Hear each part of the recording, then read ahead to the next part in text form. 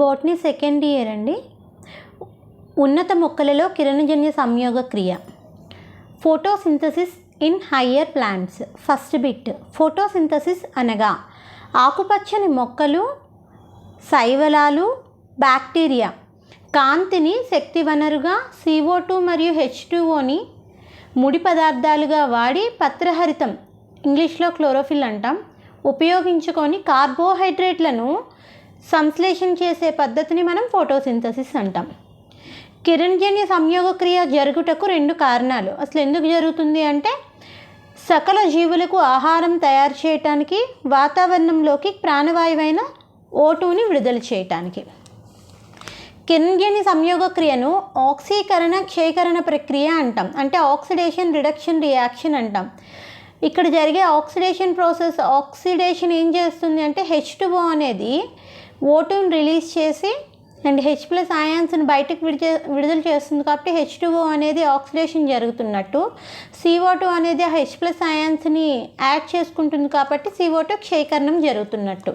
అందుకు దీన్ని oxidation reduction reaction అంటాం. ఫోటోసింథసిస్ అనే బయోజియోకెమికల్ ప్రాసెస్లో కాంతి శక్తి రసాయన శక్తిగా మారుతుంది. సన్లైట్ నుంచి వచ్చే లైట్ ఎనర్జీ అనేది కెమికల్ ఎనర్జీ కింద మారుతుంది. బయోజియోకెమికల్ ప్రాసెస్ అంటే ఇది ఇన్సైడ్ ద ప్లాంట్ జరుగుతుంది కాబట్టి అది బయోలాజికల్ ప్రాసెస్ అండ్ రసాయనిక చర్యలు అన్నీ జరుగుతాయి. ఇక్కడ మనకి ఇంపార్టెంట్ ఏంటి అంటే కాంతి శక్తి రసాయన శక్తిగా మారుతుంది. CO2 అనేది కిరణజన్య సంయోగ క్రియకు అవసరం అని నిరూపించే ప్రయోగం. మోల్స్ అద్దపత్ర ప్రయోగం, మోల్స్ హాఫ్ లీఫ్ ఎక్స్పెరిమెంట్. ఈ హాఫ్ లీఫ్ ఎక్స్పెరిమెంట్లో ఏం చేస్తాము అంటే మనం ఒక గాజు సీసాను తీసుకొని అందులో KOH ద్రావణాన్ని ఉంచుతాం. KOH ద్రావణానికి CO2ని అబ్జార్బ్ చేసే క్యాపబిలిటీ ఉంటుంది. ఒక లీఫ్ని తీసుకొని మనం KOH ద్రావణానికి తగలకుండా ఒక లీఫ్ని గాజు సీసాలో పెట్టి సగం లీఫ్ని బయట ఉంచి కొంత టైం అయిపోయిన తర్వాత మన ఎక్స్పెరిమెంట్ అయోడిన్ ద్రావణంతో చేసినప్పుడు గాజు సీసా లోపల ఉండే ఆకుకి నీలిరంగుగా మారదనమాట. బయట ఉండే ఆకు మాత్రమే నీలిరంగుగా మారుతుంది. దీన్ని బట్టి ఏమవుతుంది అంటే కిరణజన్య సంయోగ క్రియకి CO2 అనేది అవసరమని తెలుస్తుంది. అర్ధపత్ర ప్రయోగంలో KOH క్షార ద్రావణం ఉపయోగం CO2ని గ్రహించేందుకు. అయోడిన్ పరీక్ష చేసినప్పుడు అర్ధపత్ర ప్రయోగం మార్పు. టెస్ట్ ట్యూబ్ బయట పత్రం అంటే నీలిరంగులో ఉంటుంది, టెస్ట్ ట్యూబ్ లోపల పత్రం అనేది వర్ణరహితంగా మారుతుంది.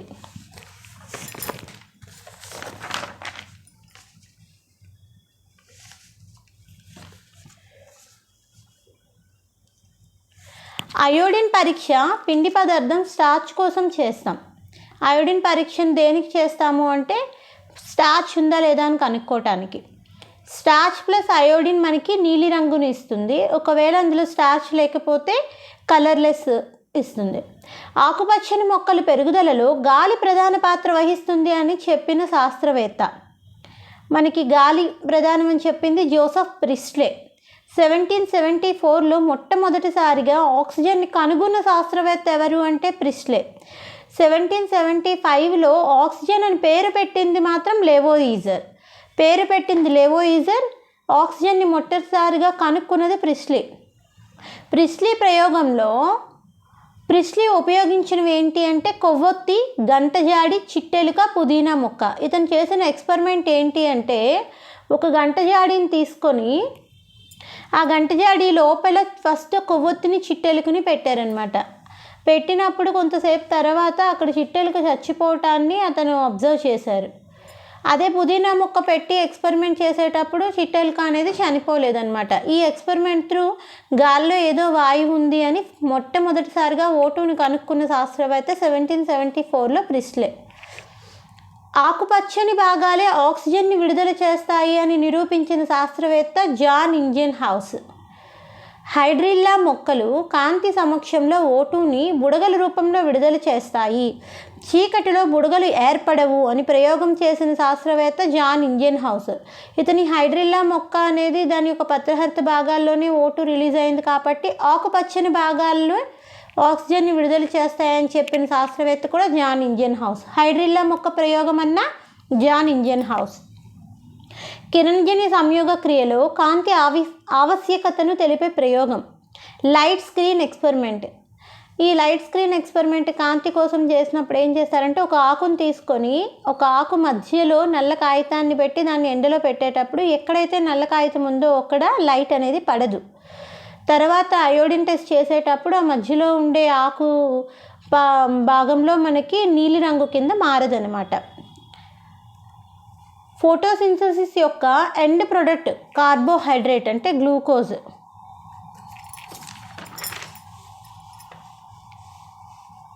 అని చెప్పిన శాస్త్రవేత్త 1854లో జూలియస్ వాన్ సాక్స్.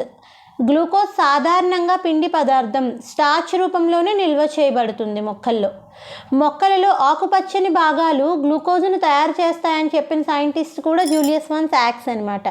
కార్బోహైడ్రేట్స్ కోసం చెప్పింది జూలియస్ వాన్ సాక్స్, ఆకుపచ్చని భాగాలు. ఇతను ఒక ఎక్స్పెరిమెంట్ చేస్తాడండి.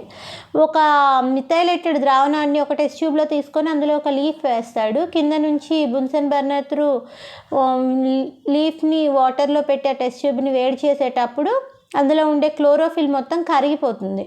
క్లోరోఫిల్ కరిగిపోయి ఆ లీఫ్ అనేది పేల్ కలర్లో మారుతుంది. బట్ క్లోరోఫిల్ ఉండటం వల్ల ఆల్రెడీ ఆ లీఫ్లో పిండి పదార్థం కార్బోహైడ్రేట్ అనేది రెడీ అయ్యింది. పేల్ కలర్ లీఫ్ని కూడా అయోడిన్ టెస్ట్ చేసినప్పటికీ అది నీలి రంగులోకే మారింది. ఎందుకంటే అందులో ఆల్రెడీ ఏముంది, పిండి పదార్థమే ఉంది. ఈ ఎక్స్పెరిమెంట్ చేసింది జూలియస్ వాన్ సాక్స్. మొక్కల్లో ఆకుపచ్చని భాగాలే గ్లూకోజ్ను తయారు చేస్తాయని చెప్పిన సైంటిస్ట్ జూలియస్ వాన్ సాక్స్. ఆకుపచ్చని భాగాలు అంటే హరిత రేణువులు, క్లోరోఫిల్ అంటాం. ఆకుపచ్చని పదార్థం అంటే పత్రహరితం, క్లోరోప్లాస్ట్.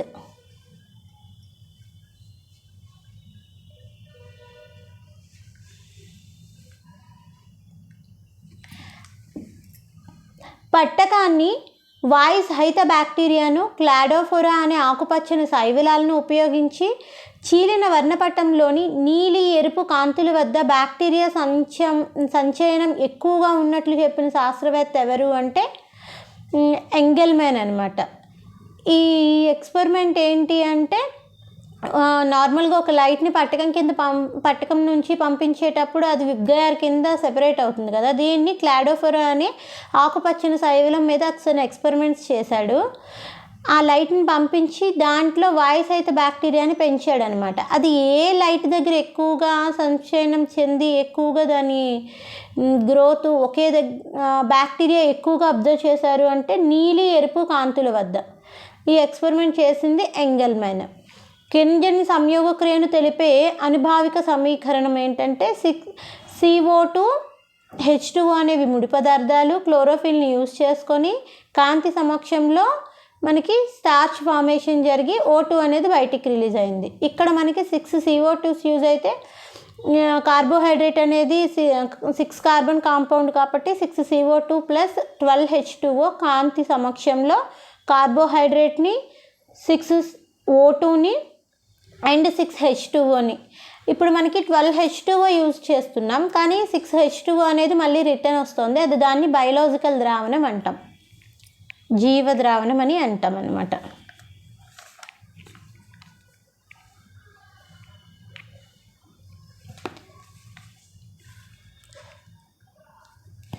కింజన్య సంయోగక్రియ సమీకరణంలో ఆక్సిడేషన్ గురి అయ్యి హైడ్రోజన్ అయాన్స్ని విడుదల చేసేది ఏది అంటే H2O నుంచి విడుదలైన హైడ్రోజన్ అయాన్స్ను గ్రహించి క్షయీకరణంకు గురి అయ్యేది ఏది అంటే CO2. H2O ఆక్సీకరణ జరిగాక బయటకు విడుదల చేయు వాయువు ఏది అంటే O2. పర్పుల్ గ్రీన్ సల్ఫర్ బ్యాక్టీరియాలో హైడ్రోజన్ దాతగా ఉన్నట్లయితే ఆ జీవులలో సల్ఫర్ ఆక్సీకరణ ఉత్పన్నంగా విడుదల అవుతుందని ఎక్స్ప్లెయిన్ చేసిన సైంటిస్ట్ ఎవడంటే వాన్ నీల్ అనమాట. అతని యొక్క ఎక్స్పెరిమెంట్కి ఇప్పుడు చూడండి, హైడ్రోజన్ సల్ఫైడ్ని తీసుకొని ఇన్ ప్రెజెన్స్ ఆఫ్ CO2 చేసినప్పుడు ఏమైంది అంటే కాంతిని బ్యాక్టీరియల్ క్లోరోఫిల్ ఉంది అందులో. ఈ bacterial chlorophyll same starch form అయింది, వాటర్ బయటకు వచ్చింది, O2 ప్లేస్లో సల్ఫర్ అనేది బయటికి రిలీజ్ అయింది. ఆకుపచ్చని మొక్కల్లో ఆక్సిజన్ విడుదల నీటి నుంచే కానీ CO2 నుంచి కాదని ప్రతిపాదించిన శాస్త్రవేత్త ఎవరంటే నీల్. ఇతని ఎక్స్పెరిమెంట్లో ఇప్పుడు పైన చేసిన నిజంగా ఆక్సిజన్ నుంచి వాటర్ రిలీజ్ అయింది, CO2 నుంచి వాటర్ రిలీజ్ అయితే O2 రిలీజ్ అయితే మనకి పైన నేను ఇచ్చిన సమీకరణంలో మనకి ఆల్రెడీ CO2 అనేది పార్టిసిపేట్ చేస్తుంది కాబట్టి సల్ఫర్ బదులు O2నే రావాలి. బట్ H2Sని యూస్ చేయటం వల్ల బయటకు వచ్చిన ప్రోడక్ట్ ఏంటి? సల్ఫర్. O2 నీటి నుంచే వస్తుందని నిరూపించడానికి ఉపయోగించిన ఐసోటోప్ ఏది అంటే ఆక్సిజన్ 18. మొక్కల్లో ఆకుపచ్చ భాగాలైన పత్రాలలోనే కాక ఇతర ఆకుపచ్చ భాగాల్లో కూడా కిరణజన్య సంయోగ క్రియ జరుగును. హరితరేణువు పత్రాంతర కణాల గోడల వెంబడి అమర్చబడి ఉంటుంది. హరితరేణువులో 2 పొరల్లో డబుల్ మెంబ్రేన్ లేయర్ అనమాట హరితరేణువు అనేది. హరితరేణువు అంటే ఏంటి అంటే మనకి క్లోరోప్లాస్ట్ లోపల, ఇప్పుడు మీకు కింద నేను డయాగ్రామ్ ఇచ్చాను కదా, అది హరితరేణువు యొక్క డయాగ్రాము. అది డబల్ లేయర్ చూపించా. లోపల మీకు డాట్స్గా ఉన్నది ఏంటి అంటే స్ట్రోమా, ఆవర్ణిక, అదొక లిక్విడ్. మధ్యలో స్ట్రోమా, లెమ్మా, బాక్సెస్లో ఉన్న మొత్తం ఓవరాల్గా ఒక్కొక్క సింగిల్ బాక్స్ని థైలకాయిడ్ అంటాము. ఈ సింగిల్ బాక్సెస్ అన్నిటినీ కలిపి గ్రూప్గా ఉంటే దాన్ని గ్రానా అంటాం. గ్రానాని కలుపుతూ మధ్యలో వేసిన వాటిని స్ట్రోమా, లెమ్మా అంటాం. స్ట్రోమా, లెమ్మా అంటే స్ట్రోమా దాన్ని పట్టలిక, ఆవర్ణిక పట్టలికలు తెలుగులో.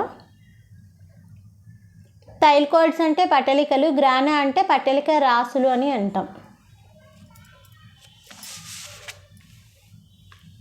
ఇందులో రైబోజోమ్స్ ఉంటాయండి. రైబోజోమ్స్ని మనం ఎందులో అబ్జర్వ్ చేస్తాము అంటే క్లోరోప్లాస్ట్ అండ్ మైటోకాండ్రియా కణాంగాల్లో కూడా మనం అబ్జర్వ్ చేస్తాం. కాంతి శక్తి రసాయన శక్తిగా మార్చి ATP, NADP, H+గా మారే త్వచ వ్యవస్థ ఎక్కడ జరుగుతుంది అంటే కాంతి శక్తి రసాయన శక్తిగా మార్చేది ATP ఫార్మేషన్ అంతా ఎక్కడ జరుగుతుందంటే థైలకాయిడ్. మనం గ్రానా అనిస్తే గ్రానాలో కూడా జరుగుతుంది అనమాట. థైలకాయిడ్ పట్టలికలలోనే జరుగుతుంది. CO2 స్థాపన జరిగే ప్రదేశం ఏది అంటే ఆవర్ణిక, స్ట్రోమా అనమాట. కాంతి చర్యలో తయారైన పదార్థాలు ఏంటి? ATP, NADP, H+. కాంతి చర్య యొక్క అంతిమ పదార్థాలు ATP, NADP, H+. కాంతి చర్యలో విడుదలైన పదార్థాలను వినియోగించుకొని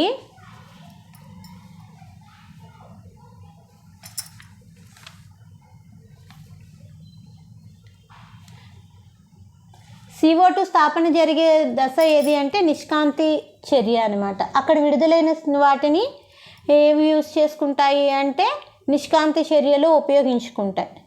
థైలకాయిడ్ మెంబ్రాన్లో కాంతి వ్యవస్థలు ఏంటి? కాంతి వ్యవస్థ 1 అండ్ కాంతి వ్యవస్థ 2, photo system 1 and photo system 2 అంటాం. వాటిని ఎలక్ట్రోమాగ్నెటిక్ స్పెక్ట్రమ్, విద్యుత్ అయస్కాంత వర్ణపటంలో దృశ్యమాన కాంతి వేటి మధ్యలో ఉంటుంది? మనకి దృశ్యమాన కాంతికి ముందు ఉండే కాంతిని అతినీల లోహిత అంటే UV రేస్ అంటాం. దృశ్యమాన కాంతికి తర్వాత ఉండే వాటిని ఇన్ఫ్రా రేస్ అంటాం, IR రేస్ అంటాం. దృశ్యమాన కాంతి ఏ నానోమీటర్స్ మధ్యలో తరంగదైర్ఘ్యం అంటే 400 నానోమీటర్స్ టు 800 నానోమీటర్స్ మధ్యలో ఉంటుంది. విజిబుల్ లైట్లో అంటే విబ్గయర్లో తరంగదైర్ఘ్యం అండ్ ఎనర్జీకి సంబంధించి ఎలాంటి సంబంధం ఉంటుందో చూద్దాం. విబ్గయర్ అంటే మనకి లెఫ్ట్ నుంచి రైట్కి వెళ్ళేటప్పుడు వేవ్ లెంత్ తరంగదైర్ఘ్యం అనేది ఇంక్రీజ్ అయి ఉంటుంది.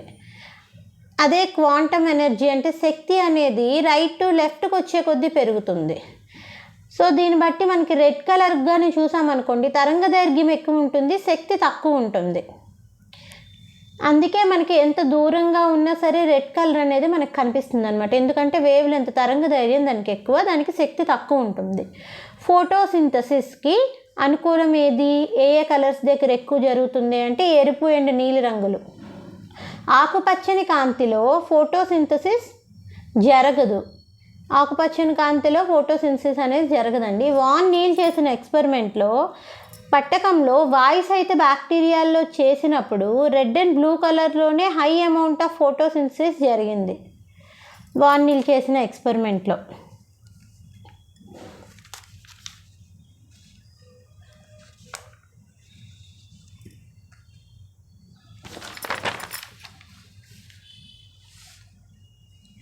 విశిష్టమైన తరంగదైర్ఘ్యాల వద్ద కాంతిని శోషించే పదార్థాలని వర్ణద్రవ్యాలు అంటారు. ఇప్పుడు తరంగదైర్ఘ్యం అనే దగ్గర కాంతిని ఏవి అబ్జర్వ్ చేస్తాయి అంటే వర్ణద్రవ్యాలు, పిగ్మెంట్సే. కిరణజన్య సంయోగ క్రియలో ప్రధాన వర్ణద్రవ్యం పత్రహరితం ఏ, క్లోరోఫిల్ ఏ.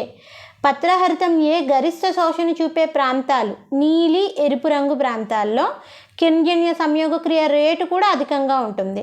ఆకుపచ్చని మొక్క పత్ర వర్ణద్రవ్యాలను వేరు చేసే పద్ధతి. ఇప్పుడు మనకి వర్ణద్రవ్యాలన్నింటినీ మనం సెపరేట్ చేయాలంటే పేపర్ క్రోమటోగ్రఫీని యూజ్ చేస్తాం. ఇన్ క్రోమటోగ్రఫీ సెపరేషన్లో మనకు సెపరేట్ చేసేటప్పుడు క్లోరోఫిల్ ఏ కలర్లో కనిపిస్తుంది అంటే ముదురు లేదా నీలి ఆకుపచ్చ రంగులో కనిపిస్తుంది, బ్రైట్ బ్లూ గ్రీన్ కలర్ అనమాట. క్లోరోఫిల్ బి అనేది అది ముదురు అయితే ఇది పసుపు ఆకుపచ్చ ఎల్లో గ్రీన్లో ఉంటుంది. జాంతోఫిల్ అనేది ఎల్లో కలర్లో ఉంటుంది. కెరోటినాయిడ్స్ ఏమో ఎల్లో టు ఆరెంజ్ కలర్లో ఉంటాయి. పత్రహరితం బి జాంతోఫిల్స్, కెరోటినాయిడ్లు కాంతిని శోషించి ఆ శక్తిని డాష్కి అందజేస్తాయి. జనరల్గా లైట్ హార్వెస్టింగ్ కాంప్లెక్స్ అని ఉంటుందండి. సెంటర్లోనేమో మనకి అంతా వర్ణద్రవ్యాలే ఉంటాయి. ఈ వర్ణద్రవ్యంలో at the centre of the ప్లేస్లో పత్రహరితం ఉండి దాని చుట్టూ పత్రహరితం బి, జాంతోఫిల్స్, కెరోటినాయిడ్స్ ఇవన్నీ ఉంటాయి. లైట్ ఎనర్జీని పత్రహరితం ఎలా అయితే అబ్జర్వ్ చేస్తుందో పత్రహరితం బి, జాంతోఫిల్స్, కెరోటినాయిడ్స్ కూడా అబ్జర్వ్ చేస్తాయి. అవి తీసుకున్న శక్తిని పత్రహరితానికి అందజేస్తాయి అన్నమాట. పత్రహరితం బి, జాంతోఫిల్స్, కెరోటినాయిడ్లు పత్రహరితం ఏను డాష్ నుండి రక్షిస్తాయి, కాంతి ఆక్సీకరణ నుంచి రక్షిస్తాయి. కాంతి చర్యలు, కాంతి రసాయన దశలు, light absorption and water splitting. ఏం జరుగుతుంది కాంతి రసాయన చర్యలు అంటే లైట్ అబ్జార్బ్ అవుతుంది అండ్ వాటర్ అనేది స్ప్లిట్టింగ్ అనేది జరుగుతుంది. అండ్ దాంతోపాటు ఆక్సిజన్ రిలీజ్ జరుగుతుంది. ఏటీపీ, ఎన్ఏడిపిహెచ్ వంటి అధిక శక్తివంతమైన రసాయనిక మాధ్యమాలు ఏర్పడతాయి. ఫోటాన్ క్వాంటమ్ ఫామ్లోని సన్లైట్ని పత్రహరితం గ్రహిస్తుంది. ఇప్పుడు వర్ణద్రవ్యాలు రెండు విలక్షణ కాంతిని శోషించే సంక్లిష్టాలుగా లైట్ హార్వెస్టింగ్ కాంప్లెక్సెస్గా ఉంటాయి. మనకి కాంతి వ్యవస్థ 1, కాంతి వ్యవస్థ 2 అంటాం. ఈ రెండు ఎక్కడుంటాయి అంటే థైలాకోయిడ్ మెంబ్రేన్ మీద ఉంటాయి, కాంతి వ్యవస్థ 1 అండ్ కాంతి వ్యవస్థ 2. లైట్ హార్వెస్టింగ్ కాంప్లెక్స్ కంటైన్ వర్ణద్రవ్య అణువులు ఒక 100 నెంబర్లో ఉంటాయి అన్నమాట. కాంతి చర్య వ్యవస్థ 1లో పత్రహరితం ఏ ఎంత తరంగదైర్ఘ్యం దగ్గర ఎరుపు కాంతిని శోషిస్తుంది అంటే 700 నానోమీటర్స్ దగ్గర, దాన్ని P700 అని ఇండికేట్ చేస్తాం. కాంతి వ్యవస్థ 2లో పత్రహరితం ఏ అనేది ఎంత తరంగదైర్ఘ్యం వద్ద కాంతిని శోషిస్తుంది అంటే 680 నానోమీటర్స్ దగ్గర. జనరల్గా ఫస్ట్ మనకి రెండిట్లో కాంతి వ్యవస్థ 1 ఉంటుంది. కాంతి వ్యవస్థ 1 నుంచే ఎలక్ట్రాన్ అనేది కాంతి వ్యవస్థ 2కి సప్లై అవుతుంది. సో మనకి ఫస్ట్ 680 నానోమీటర్స్ ఉంటుంది, తర్వాత 700 నానోమీటర్స్ ఉంటుంది. కన్ఫ్యూజ్ అవ్వకండి. 680 నానోమీటర్స్ అనేది కాంతి వ్యవస్థ 2, 700 నానోమీటర్స్ అనేది కాంతి వ్యవస్థ 1. ఎలక్ట్రాన్ రవాణాలో PS2 నుంచి ఉద్రిక్తం చెందిన ఎలక్ట్రాన్లు మొదట గ్రహీత ఎవరు అంటే ఫియోఫైటిన్ అండి. ఇక్కడ నుంచి ఉద్రిక్తమైన ఎలక్ట్రాన్స్ని ఏది అబ్జర్వ్ చేసుకుంటుంది అంటే ఫియోఫైటిన్. ఎలక్ట్రాన్ రవాణాలో PS1 నుంచి ఉద్రిక్తం చెందిన ఎలక్ట్రాన్లను ఫస్ట్ గ్రహించేది ఎవరు? అది PS2 అయితే ఫియోఫైటిన్, PS1 అయితే ఐరన్ సల్ఫర్ ప్రోటీన్ అనమాట. FeS సల్ఫర్ ప్రోటీన్ అనేది గ్రహిస్తుంది. ఇఫ్ ఉద్రిక్త స్థితి నుంచి యథాస్థానానికి కానీ వెళ్ళిపోయింది అనుకోండి ఎలక్ట్రాన్ బ్యాక్కి, దాన్ని మనం ప్రతిదీప్తి ఫ్లోరోసెన్స్ అంటాం.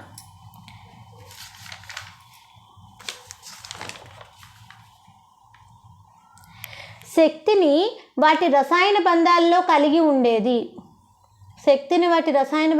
కలిగి ఉండేది ఏది అంటే ఏటీపీ అండి. ఏటీపీ దేంట్లో మనకి బంధించబడి అదే ఎనర్జీ అనేది ఏటీపీ ఫామ్లో బంధించబడి ఉంటుంది. ఏటీపీ తయారయ్యే విధానం ఫాస్ఫోరైలేషన్ అంటాం. ఏటీపీ తయారైతే దాన్ని ఫాస్ఫోరైలేషన్ అంటాం. ఇక్కడ కిరణజన్య సంయోగ క్రియలు ఏటీపీ ఫామ్ అయితే దాన్ని ఫోటోఫాస్ఫోరిలేషన్ అంటాం. కాంతిని ఉపయోగించుకొని ఏటీపీ తయారవుతుంది కాబట్టి photophosphorylation. ATP is synthesised by cells. ఏవి? మైటోకాండ్రియా, క్లోరోప్లాస్ట్ అండి. మైటోకాండ్రియా అనేది మనకి శ్వాసక్రియలో అక్కడ యూస్ చేస్తుంది. క్లోరోప్లాస్ట్ ఇక్కడ మన కిరణజన్య సంయోగ క్రియలో.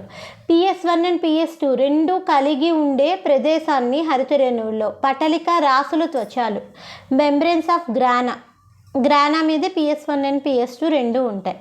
PS1 మాత్రమే కలిగి ఉండే ప్రదేశం ఏది అంటే స్టోమా లెమ్మా అండి. స్టోమా లెమ్మా అంటే ఆవర్ణిక పటలికలు. ఆవర్ణిక పటలికల్లో PS1 ఒక్కటే అబ్జర్వ్ చేస్తాం. PS1 ఉపయోగించి మనకి జరిగే ఫోటోసింథసిస్ ఎక్కడ జరుగుతుంది అంటే మనకి బ్యాక్టీరియా కొన్ని శైవలాల్లోని మనకి ఓన్లీ PS1 ఉంటుంది. ఇది సైక్లిక్ అనమాట. PS2 NADP క్షేకరణ ఎంజైమ్ ఉండని ప్రదేశం ఏది అంటే PS2 పాల్గొదు. PS2 ఉంటేనే మనకి NADP ఎలక్ట్రాన్స్ అనేది అబ్జర్వ్ చేసుకుంటుంది అనమాట.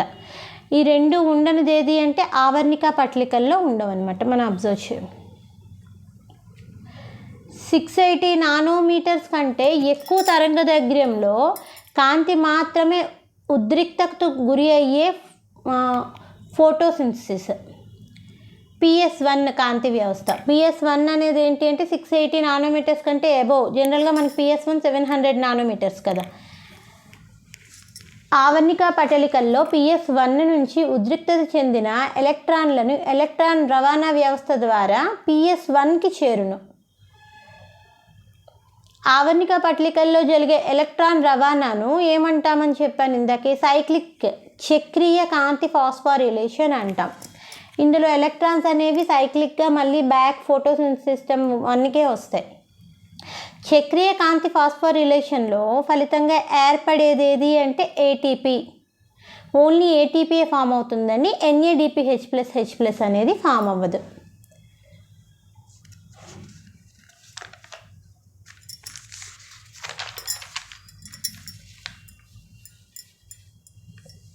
ఇక్కడ మనకి నేను డయాగ్రమాటిక్గా థైలకాయిడ్ వచ్చా, దాని మెంబ్రెన్ మీద PS2 PS1 థైలకాయిడ్ మెంబ్రెన్ అంటాము. లోపల ఉండేది ల్యూమెన్. ఈ థైలకాయిడ్ మెంబ్రెన్ మీదే F1 అండ్ F0 పార్టికల్స్ని చూపించాను. ఇది ATP సెన్సిస్ కోసం. F1 పార్టికల్ దాని యొక్క ఫేస్ ఎటు ఉంటుంది అంటే బయట వైపు ఉంటుందన్నమాట. లోపల ఉండేది ల్యూమెన్. ఇది ఆవర్ణిక వైపు ఉంటుంది. థైలకాయిడ్ మెంబ్రెన్లో సెంటర్లో ఉండే పార్ట్ని ల్యూమెన్ అంటాం. థైలకాయిడ్స్ ఎందులో ఉంటాయి? క్లోరోప్లాస్ట్లో ఉంటాయి కదా, అంటే లోపల ఉండేది ఆవర్ణిక. ATP యాంత్రికాన్ని వివరించటానికి కెమీ ఆస్మాటిక్ పరికల్పనని ప్రతిపాదించారనమాట. ATP ఎలా సెన్సిస్ అవుతుందని. ATP సంశ్లేషణకు కిరణజన్య సంయోగ క్రియ శ్వాసక్రియలో త్వచాలకు ఇరువైపులా ఏర్పడాలి. ATP సంశ్లేషణ జరగాలి అంటే త్వచాలకు ఇరువైపులా ప్రోటాన్ ప్రవణత ఉండాలన్నమాట. నీటి అణువు విచ్ఛిన్నం వలన ఉత్పత్తి అయిన H+ ఫోటాన్లు థైలకాయిడ్ ల్యూమెన్లో సంశయనం చెందుతాయి. వాటర్ అనేది H+ కింద డివైడ్ అయిపోతుంది కదా ఫోటాన్స్. అది ఎక్కడ జరుగుతుంది? వాటర్ విచ్చిత్తి అంటే థైలకాయిడ్ ల్యూమెన్లో జరుగుతుందండి. ప్రాథమిక ఎలక్ట్రాన్ గ్రహీత అయిన ఫియోఫైటిన్ నుంచి ఎలక్ట్రాన్లు దేనికి రవాణా చెందుతాయి? ప్లాస్టోక్వినోన్కి రవాణా చెందుతాయి. ఫస్ట్ థైలకాయిడ్ ల్యూమెన్లో అక్కడ ఏముంటుంది? వాటర్ అనేది స్ప్లిటింగ్ జరుగుతుంది. అండ్ PS2లో 680 నానోమీటర్స్ దగ్గర అది ఎగ్జైట్ అయితే దాని ఎలక్ట్రాన్స్ ఫస్ట్ ఫియోఫైటిన్కి వెళ్తాయి. ఫియోఫైటిన్ నుంచి ఎక్కడికి వెళ్తాయి? ప్లాస్టోక్వినోన్ సైకిల్కి వెళ్తాయి. ప్లాస్టోక్వినోన్ ఎలక్ట్రాన్స్ దేనికి పంపిస్తుంది అంటే సైటోక్రోమ్ B6F అనే కాంప్లెక్స్కి పంపిస్తుంది. ఫ్రమ్ సైటోక్రోమ్ B6F2 ఎలక్ట్రాన్స్ దేనికి వెళ్తాయంటే ప్లాస్టోసైనిన్ అనే మొబైల్ క్యారియర్ ప్రోటీన్ ఉంటుంది, దానికి వెళ్తాయి. ప్లాస్టోసైనిన్ దేనికి పంపిస్తుంది అంటే PS700 PS1 అనమాట,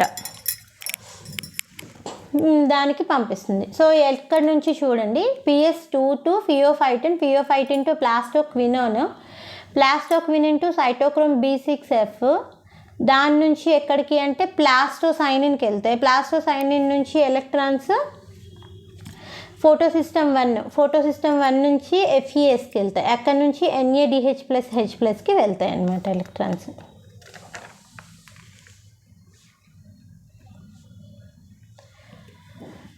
copper containing proteins in photosynthesis plastocyanin అండి. కాపర్ దేంట్లో ఉంటుంది అంటే ప్లాస్టోసైనిన్లో ఉంటాయి.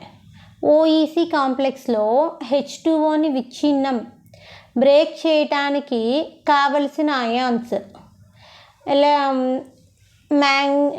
మ్యాంగనీస్ అండ్ క్లోరిన్ అయాన్స్ అండి, అండ్ కాల్షియం అయాన్స్ కూడా కావాలి. NADP రిడక్టేజ్ ఎంజైమ్ ఉండే ప్రదేశం ఆవర్ణిక. NADP రిడక్టేజ్ ఎందులో ఉంటుందంటే ఆవర్ణికలో ఉంటుంది. ATP సింథసిస్ జరిగే ప్రదేశం ఆవర్ణిక, స్ట్రోమాలోనే జరుగుతాయి. ఎలక్ట్రాన్ రవాణా జరిగాక ఆవర్ణిక నుండి ప్రోటాన్ H+ డాష్లో ఎందులోకి వెళ్తాయి అంటే ల్యూమెన్ అవకాశంలోనికి వెళ్తాయి. ఫోటాన్స్ అనేవి ల్యూమెన్ సైడ్కి వెళ్తాయండి. ఆవర్ణిక నుంచి ప్రోటాన్లు దేని గుండా ఆవర్ణికలోనికి వస్తాయి? అవకాశిని నుంచి. అవకాశిని అంటే ఇంగ్లీష్లో ల్యూమెన్ అంటాం. ఈ ల్యూమెన్ నుంచి ఆవర్ణికలోనికి మళ్ళీ ఎలక్ట్రాన్స్ అనేది బ్యాక్ వచ్చేయాలి. ఎక్కడ అంటే ATP సింథేజ్ అనే కాంప్లెక్స్ నుంచి వస్తాయండి. ఒక ATPకి ఎన్ని ప్రోటాన్స్ అవసరం అంటే 3H+ అనేవి అవసరం. ATP ఎంజైమ్లో భాగాలు F0 అంటే త్వచంలో ఉంటుంది, థైలాకోయిడ్ త్వచంలో. ఈ F1 అనేది ఆవర్ణిక వైపు ఉంటుంది. కెమీ ఆస్మాటిక్ సిద్ధాంతాన్ని ప్రతిపాదించింది ఎవడు అంటే పీటర్ మిచెల్ అండి. కెమీ ఆస్మాటిక్ హైపోథసిస్కి కావాల్సినవి ఏంటంటే ఒక త్వచము, ప్రోటాన్ పంప్ ఉండాలి, ప్రోటాన్ ప్రవణత ATPase ఉండాలి. CO2 స్థాపన జరిగే ప్రదేశం ఆవర్ణికలో జరుగుతుందండి. ఆవర్ణికలో అంటే మనకి స్ట్రోమాలోనే జరుగుతుంది.